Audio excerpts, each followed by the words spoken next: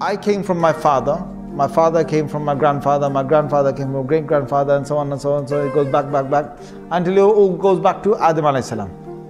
So then then Allah created Adam alayhi salam. So if you say, okay, what was before that? You say, well, the jinns were there. What was before that? Allah created the malaika before that. Then you say, okay, what was before the malaika?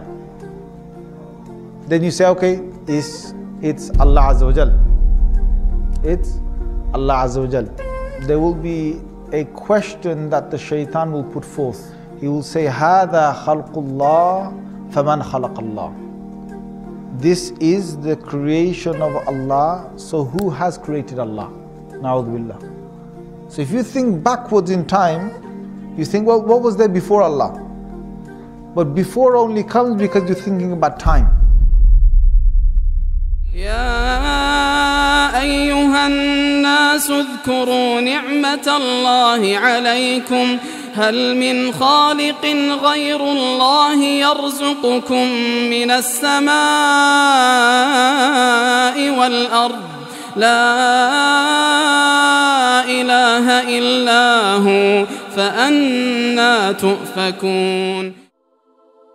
So before Allah Azza wa Jal, there is no before. That question doesn't even exist. There is no such thing before Allah. Allah was there, finished.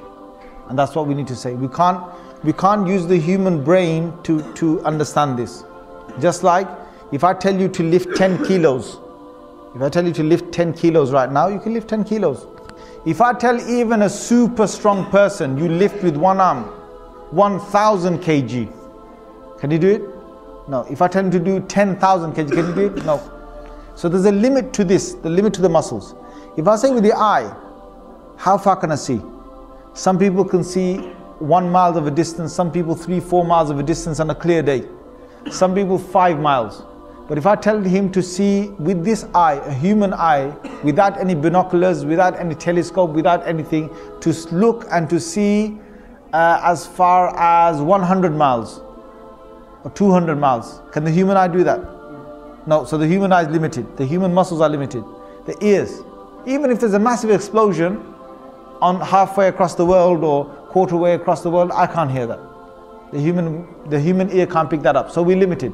We're limited with hearing, with sight, with touching, with lifting, with walking, with energies. So we're limited with the brain.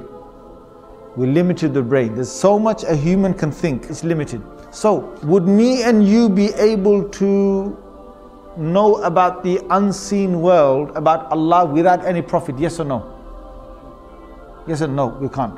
It's only through the prophets. So whatever the prophets now tell us about Allah, we have to trust it. The human can't bring now new arguments about Allah from himself. It won't work.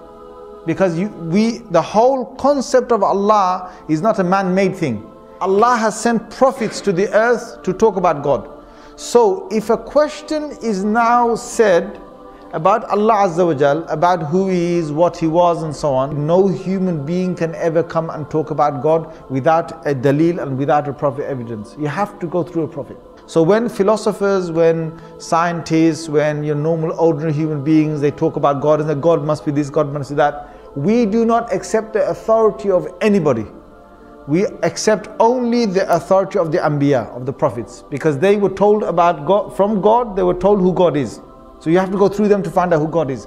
Anyone else you will take, even if your own brain, you try and understand Allah, then you will fail.